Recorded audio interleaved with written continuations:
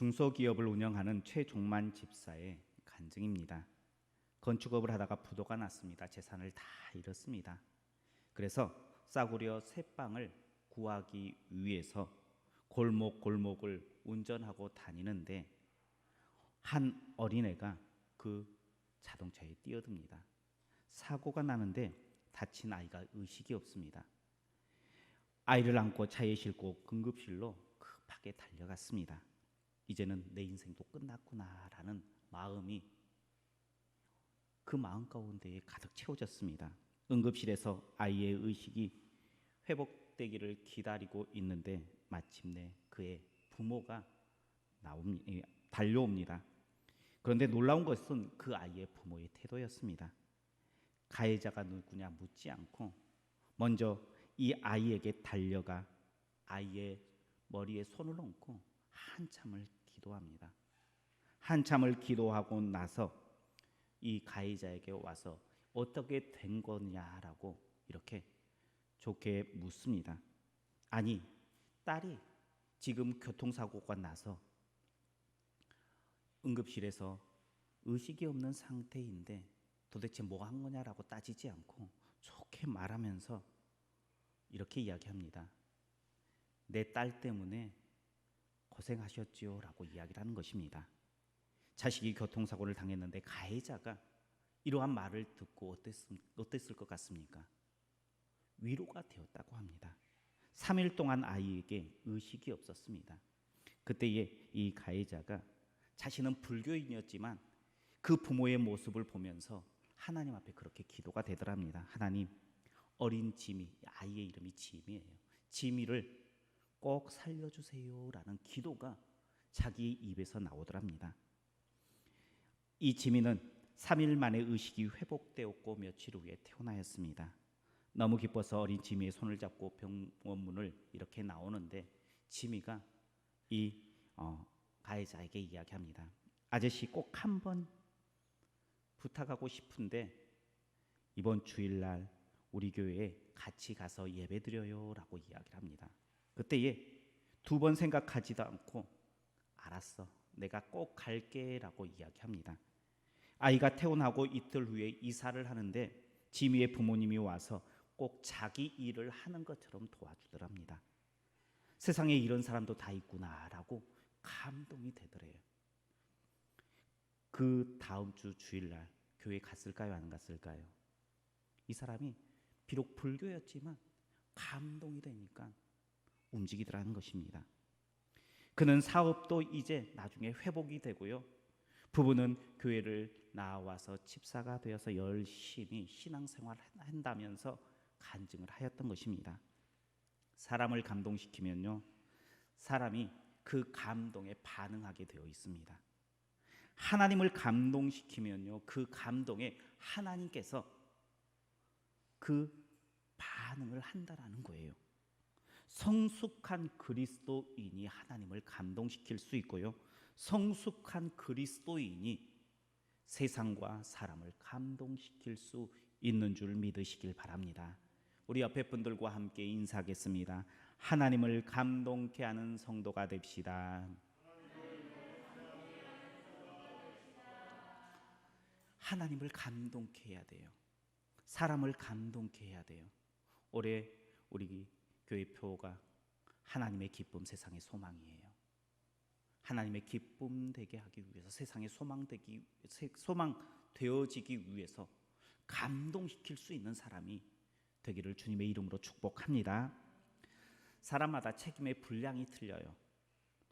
음주운전을 하다가 걸렸을 때에 일반 사람들이 걸리면 어떻게 그럴 수 있어 라고 하면서 그냥 지나치는 경우가 많습니다. 그런데 인기 연예인이 음주운전에 걸리면 어떻게 합니까? 혹독한 지탄을 받습니다. 일반 사람들이 성추행을 하면 아니, 사람의 탈을 쓰고 그렇게 할 수 있어 라고 하면서 한두 마디 하고 넘어갑니다. 그런데 목회자가 그 일을 행하면 많은 사람들의 지탄을 받습니다. 더 큰 정죄함을 받아요. 이렇듯 같은 잘못을 하지만 그 책임은 너무나 다르다는 것을 우리는 잘 알고 있습니다. 노숙자에게 큰 기대하는 사람은 없습니다. 수염을 깎지 않아도 세수하지 않아도 옷 한 벌로 1년 내내 살아도 그 사람에 대해서 지탄하는 사람이 없어요. 그냥 그런 사람이다라고 생각하고 넘어갑니다. 그러나 성도는 어떨까요? 성도는 다릅니다. 성도는 세상의 기준이 세상 사람들보다 높아요. 교회를 다니면 그러면 안 되지라는 마음이 그들 마음 가운데에 깔려 있습니다. 그게 좋은 일입니까? 나쁜 일입니까?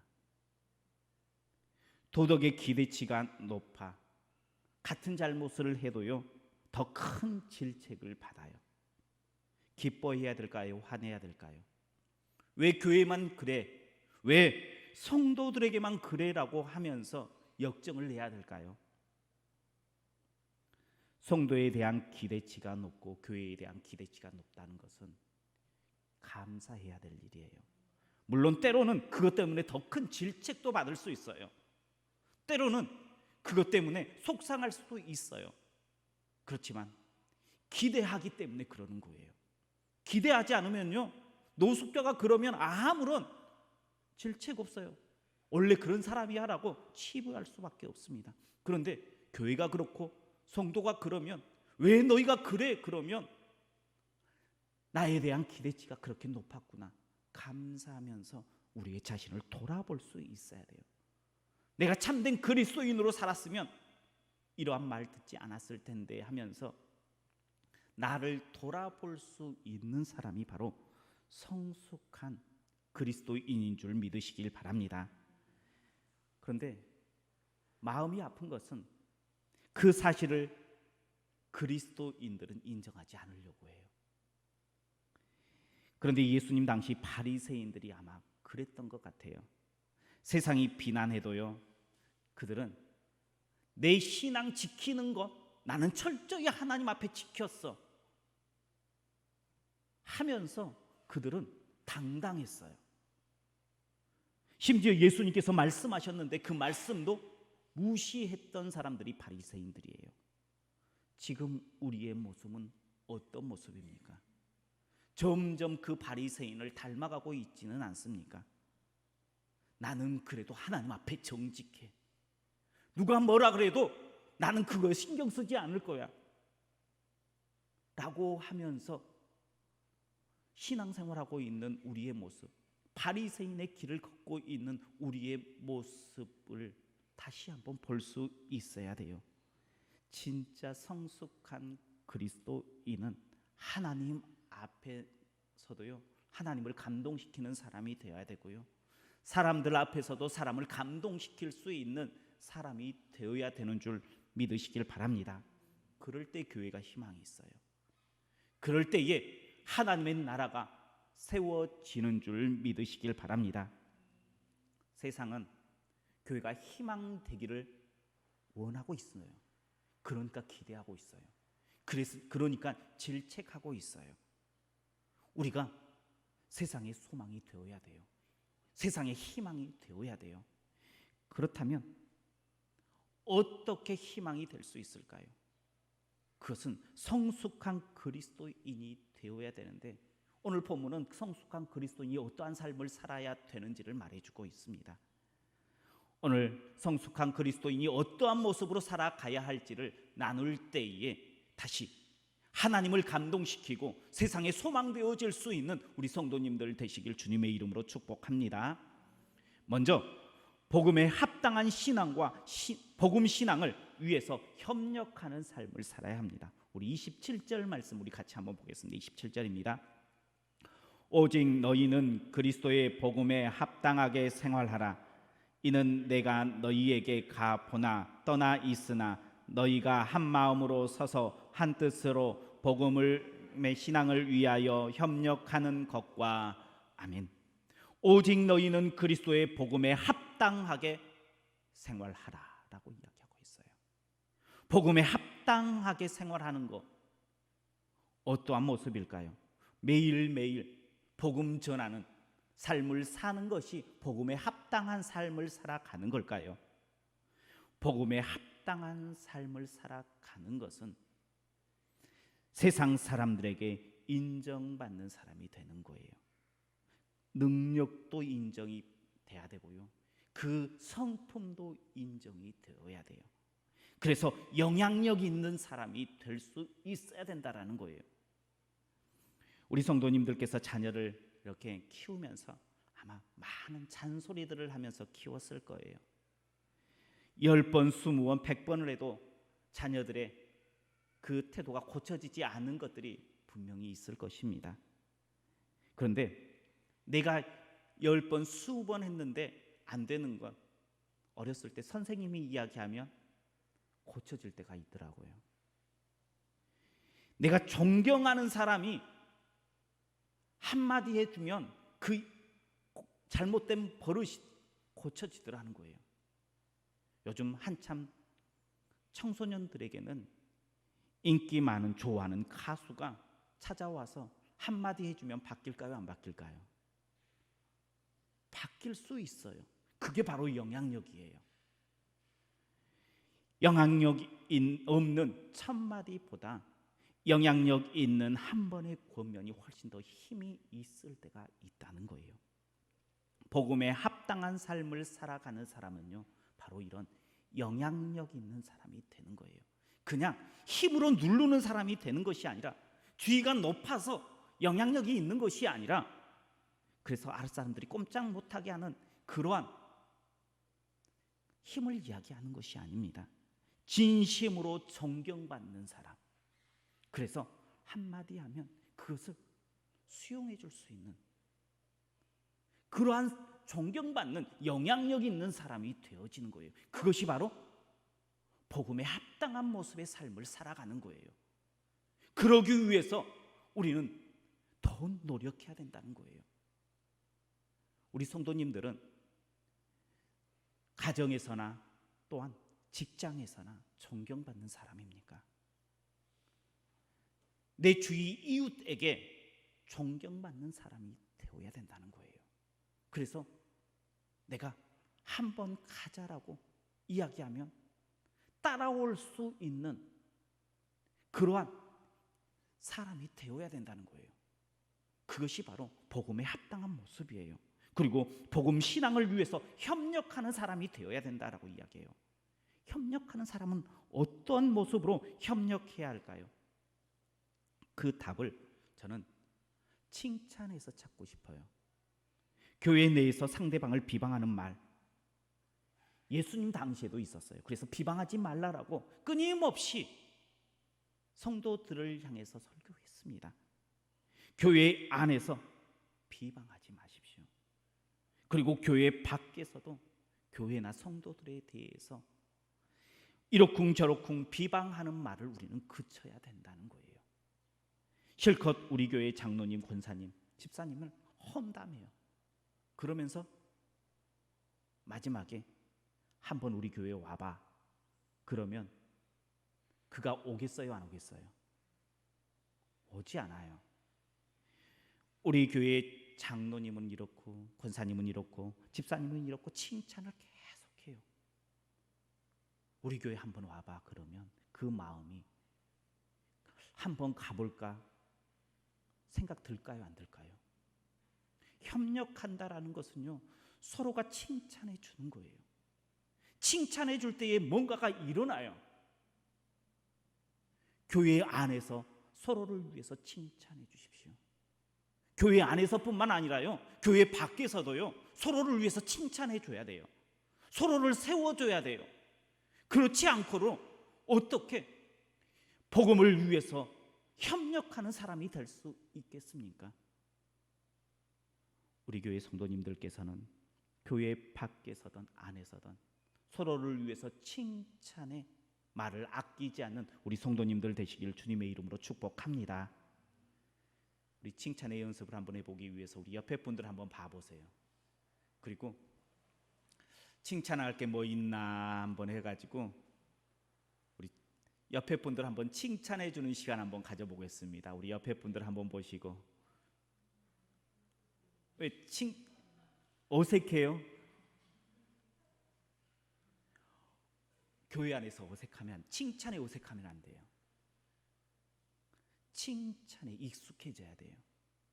교회 안에서도 그렇고요, 가정에서도 그렇고요, 삶의 자리에서도 칭찬에 인색해지지 마십시오. 이 칭찬이 바로 복음을 위한 협력의 첫 번째 단계예요. 교회 안에서 칭찬해 나아가서 복음의 삶을 살아가는 우리 성도님들 되시길 주님의 이름으로 축복합니다. 두 번째, 성숙한 신앙의 모습은 인생의 장애물 앞에서 두려워하지 않는 거예요. 우리 28절 말씀 같이 보겠습니다. 28절입니다. 무슨 일에든지 대적하는 자들 때문에 두려워하지 아니하는 이 일을 듣고자 함이라. 이것이 그들에게는 멸망의 증거, 너희에게는 구원의 증거니 이는 하나님께로부터 난 것이라. 아멘. 대적자들 때문에 두려워하지 말아라 라고 이야기하고 있습니다. 두려워하지 말라고 해서 무조건 들이받아라라고 이야기하는 것 아닙니다. 교만한 마음을 가져라라는 마음 아닙니다. 두려워하지 말라라는 그 만화의 그 원어는 트튀로라는 단어를 써요. 근데 그 어원을 보니까 어떤 어원 뜻이 있냐 그러면 놀라서 우르르 도망간다라는 말이 있어요. 두려워하는 것은요, 놀라서 대적을 보고 깜짝 놀라서 내가 안 되겠구나 하고 도망가는 거예요. 그러니 대적하는 자, 인생의 장애물을 만나거든 놀라서 도망가지 말라라고 이야기하고 있습니다. 신앙생활을 하면, 신앙생활을 지키기 위해서 살다 보면 장애물을 만납니까? 안 만납니까? 만날 수밖에 없어요. 외형적인 장애물도 만나고요, 내 안의 갈등의 장애물도 만날 수밖에 없습니다. 그때의 그 장애물을 보고 이상하게 여기지 마십시오. 사단은 우리를 넘어뜨리기 위해서 우는 사자처럼 준비하고 철저하게 계획하고 있어요. 그래서 어떻게 넘어뜨릴까 고민하고 있는 것이 사탄이에요. 그래서 우리 앞에 장애물을 순간순간 갖다 놔요. 그것이 사탄의 일이에요. 사탄도 일 참 잘해요. 그래서 우리 성도들이 많이 넘어지는 경우가 많아요. 이러한 인생의 장애물이 있을 때에 도망하지 말라는 거예요. 담대하게 나가라라고 이야기하고 있습니다. 그러면 인생의 장애물이 있을 때에 도망가지 않는 것은 뭘까요? 바로 자신의 자리에 있어야 되는 거예요. 있어야 할 자리를 지키는 거예요. 그것이 도망가지 않는 겁니다. 성숙한 신앙인은요, 내가 있어야 할 자리를 정확하게 알아요. 서두에 간증했던 그 간증에 보면 지미의 부모님의 이야기 나와요. 자신의 자신의 자리가 어딘지 그들은 정확하게 아는 분들이었어요. 그들은 딸이 교통사고를 당했어요. 의식이 없어요. 인생의 장애물 만났어요. 그 마음 가운데 분노와 두려움이 가득 채워질 수 있었어요. 그럼에도 불구하고 그들은 내가 있어야 할 자리가 어딘 줄 알았어요. 어디에 자리가 있어야 돼요? 기도의 자리에 내가 있어야 된다는 거예요. 그리고 성도의 자리에 있어야 된다는 거예요. 그래서 그 자리를 지켰어요. 당황하지 않았습니다. 도망가지 않았습니다. 이렇게 자신의 자리를 지킬 때에 하나님께서 감동했고요, 사람이 감동하게 되는 것을 우리는 볼 수 있습니다. 인생의 장애물 가만히 보면요, 두려워할 것들이 아니에요. 우리 성도님들 중에서도요, 지금 인생의 장애물을 만난 분들도 있을 거예요. 그래서 힘들고 어려워요. 또 앞으로도 인생의 장애물을 계속해서 만날 거예요. 그때에 놀라고 두려워하지 마십시오. 도망가지 마십시오. 하나님 앞에 가만히 가지고 나오십시오. 내 자리가 어디인지 그 자리를 지키십시오. 그것이 성숙한 신앙인이 걸어가야 할 길인 줄 믿으시길 바랍니다. 그래야지 하나님이 감동해요. 그래야지 사람들이 감동을 해요. 그래야지 우리의 인생이 주님으로 인해서 축복받는 인생이 될 줄 믿으시길 바랍니다. 그런 우리 성도님들 되시길 주님의 이름으로 축복합니다. 세 번째, 성숙한 신앙인은요, 그리스도의 고난에 동참하는 거예요. 우리 29절 말씀을 같이 보겠습니다. 29절입니다. 그리스도를 위하여 너희에게 은혜를 주신 것은 다만 그를 믿을 뿐 아니라 또한 그를 위하여 고난도 받게 하려 하심이라. 아멘. 그리스도의 은혜는 믿음뿐 아니라 고난도 은혜다라고 말씀하고 있어요. 그리스도의 고난에 동참하는 것 쉽습니까? 어렵습니까? 쉽지 않죠. 성도들에게 그리스도의 고난에 동참하십시오 그러면 다른 때는 아멘 아멘 하다가 고난에 동참하십시오 그러면 아멘 소리가 줄어드는 것이 현실이에요. 거부감을 가지는 분들이 참 많아요. 고난에 동참하는 거 참 힘들기 때문이에요. 우리 성도님들께서도 그리스도의 고난에 동참해야 돼요. 그런데 어디에서부터 시작을 해야 될까요? 그리스도의 고난, 어떤 고난을 내가 도대체 동참하며 나아가야 할까요? 그것을 예수님을 혼자 두지 않기 위해서 힘쓰는 데서부터 시작하는 우리 성도님들 되시길 축복합니다. 요즘 예수님이 참 외롭대요. 교회 안에서도요, 예수님의 자리가 점점 줄어든대요. 성도님들의 삶의 자리에서도요, 예수님의 자리가 점점 좁아진대요. 그래서 예수님이 계속해서 외로움을 타고 있다는 거예요. 그러니 우리 성도님들께서는 우리 성도님들의 마음 가운데에, 삶의 자리 가운데에 계속해서 예수님을 초대하세요. 말씀을 묵상함으로 예수님과 교제하십시오. 기도하는 시간을 통해 예수님과 대화하십시오. 삶의 현장에서 자꾸자꾸 예수님을 소환하십시오. 예수님이라면 어떤 선택을 했을까 고민 한번 해보십시오. 그래서 때로는 예수님과 같은 길을 선택할 때도 있어요. 그런데 때로는 다른 길을 선택할 때도 있어요. 항상 예수님께서 어떻게 하셨을까 고민한다고 해서 예수님께서 걸어가실 만한 길을 선택하는 것은 아니에요. 때로는 주님의 길을 갈 수도 있고요, 때로는 반대 방향을 선택할 수도 있어요.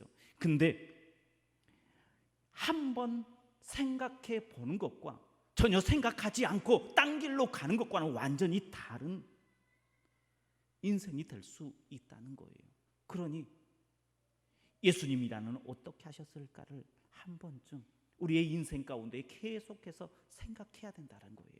어떤 결정을 해 나아가야 할 때에 내가 결정하는 것이 아니라 주님과 함께 이야기해 보면서 결정하는 거예요.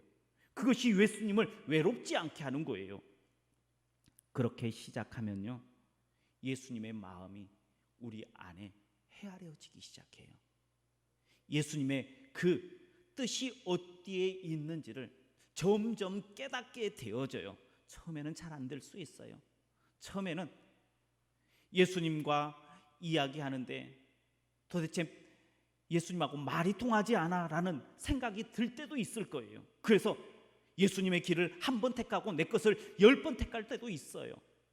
예수님을 한 번, 내 것을 100번 택할 수도 있어요. 그런데 자꾸 예수님과 함께 예수님을 외롭게 하지 않으면 그 예수님을 선택하는 길이 점점 늘어나는 거예요.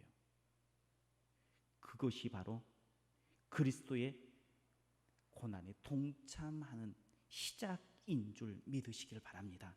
그러니 그리스도의 고난에 동참하는 것 어렵게 생각하지 말고요, 내 안에서 예수님을 외롭지 않게 하기 위해서 뭔가를 시작하십시오. 그것이 그리스도의 고난에 동참하는 성숙한 신앙인의 길을 걷는 길인 줄 믿으시길 바랍니다. 지금 이대로는 안 됩니다. 성숙해져야 합니다. 그래서 하나님을 감동시켜야 돼요. 사람을 감동시켜야 돼요. 그래야지 희망이 있어요. 그래야지 하나님을 기쁘시게 하고요, 세상에 소망될 수 있어요. 지금 하나님께서 기다리고 있는 사람이 누굴까요? 세상 사람들이 교회를 향해서, 그리스도인을 향해서 기대하는 바가 누구일까요? 바로 복음에 합당한 삶을 살아가는 자, 그래서 선한 영향력을 끼치고 또한 칭찬하는 사람, 장애물을 두려워하지 않고 도망가지 않고 자신의 자리를 지키는 사람, 고난에 동참함으로 예수님을 외롭게 하지 않고 예수님과 항상 함께 하려고 힘쓰는 사람.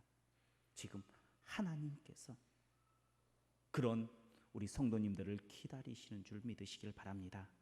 이번 한 주간 그 성숙한 믿음의 길을 걸어감으로 하나님의 기쁨 되고 세상의 소망 되어서 이 땅 가운데에 희망을 비추어 주는 우리 성도님들 모두가 되시길 주님의 이름으로 축복합니다. 기도하겠습니다. 사랑이 많으신 하나님, 감사합니다. 우리를 사랑하여 주시어서 은혜 베풀어 주시고 이제는 성숙한 자녀로 세워 주시기를 원하시는 줄 믿습니다. 이제 가만히 주님을 바라봅니다. 우리의 삶의 자리에서 선한 영향력을 끼칠 수 있게 하시고 칭찬함으로 합력하여 주님의 나라를 세워가게 하여 주옵소서.